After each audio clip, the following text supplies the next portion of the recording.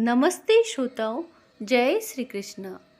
श्रोतागण, पांचों पांडवों में से द्रौपदी से जानिए सबसे ज्यादा कौन प्यार करता था। श्रोतागण, कथा श्रवण करने से पहले हमारे धन्वी होस्ट चैनल को श्रोतागण सब्सक्राइब जरूर करें, बेल आइकन वाला बटन भी दबाएं ताकि हमारा नया वीडियो आप तक पहुंच सके। इस चैनल पर रामायण महाभारत की अनसुनी कथाएं श्रवण करने को जरूर मिलेगी, तो चैनल को लाइक जरूर करें और श्रोतागण आपके प्रियजनों को शेयर जरूर करें। विलंब ना करते हुए कथा को शुरू करते हैं। पांचाल राज्य की राजकुमारी द्रौपदी का स्वयंवर अर्जुन ने जीता था, लेकिन माता कुंती की आज्ञा के कारण द्रौपदी को पांचों पांडवों से विवाह करना पड़ा।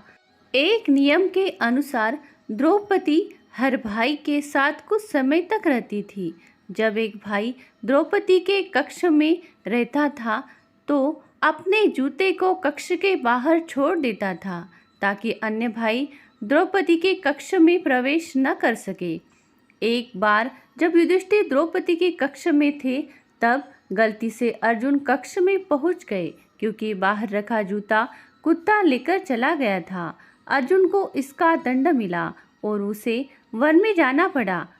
अर्जुन को वन जाने से द्रौपदी को बहुत कष्ट हुआ था, लेकिन द्रौपदी के सबसे बड़े प्रेमी अर्जुन नहीं थे।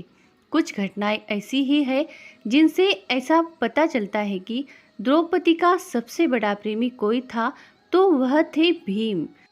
महाभारत में एक घटना का उल्लेख मिलता है कि दुर्योधन ने एक चाल चली जिसमें युधिष्ठिर को जुआ खेलने के लिए बुलाया गया।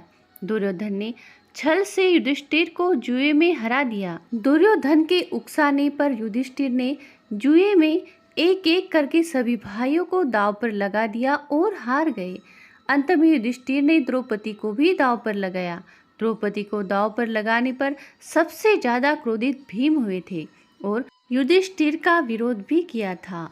और जब युधिष्ठिर द्रौपदी को जुए में हार गए और दुशासन ने द्रौपदी को बालों से पकड़कर सभा में लाया तो भीम अपने क्रोध पर काबू नहीं रख पाए और उसी समय प्रतिज्ञा ली कि दुशासन की छाती का लहू पिएगा।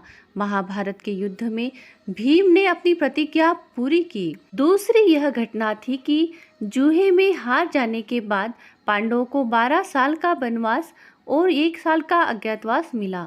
अज्ञातवास के समय पांडव राजा विराट के यहाँ भेष बदल कर रहे। राजा विराट का साला कीचक द्रौपदी को देखकर कामासक्त हो गया।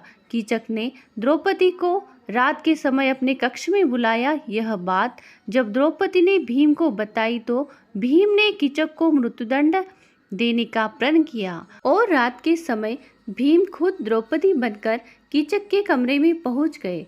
द्रौपदी समझकर जैसे ही कीचक ने भीम को हाथ लगाया, भीम ने कीचक को उठाकर पटक दिया। इसके बाद दोनों के बीच में बहुत बड़ा युद्ध हुआ और भीम ने कीचक का वध कर दिया।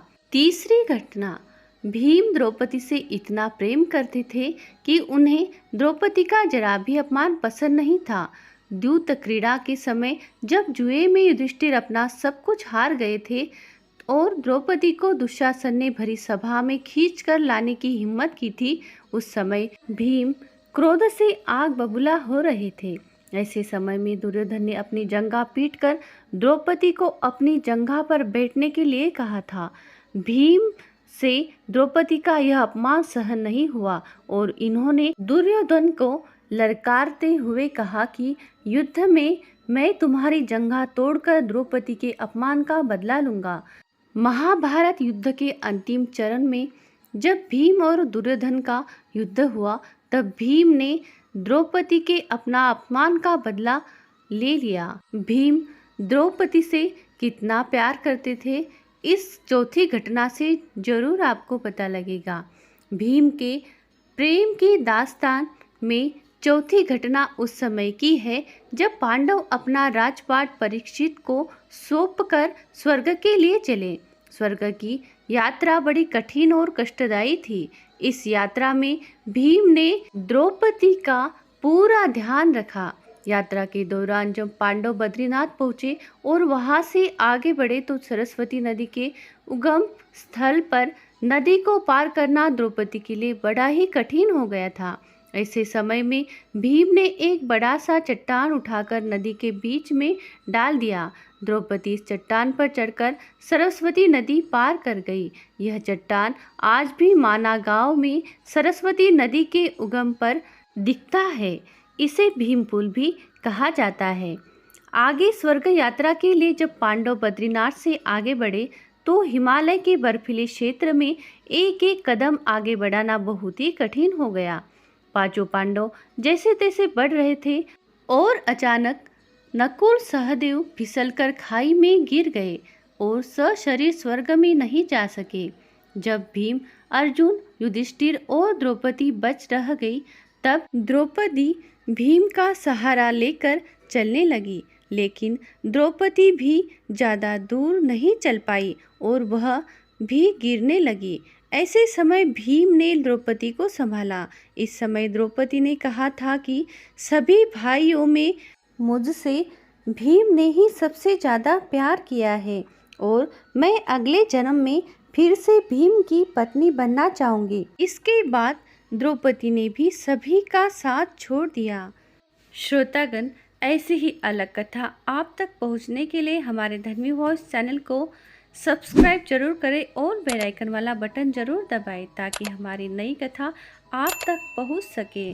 कथा में भगवान कृष्ण का जय जयकार जरूर करें। कथा अंत तक सुनने के लिए आपका बहुत बहुत धन्यवाद। बोलो जय श्री कृष्ण।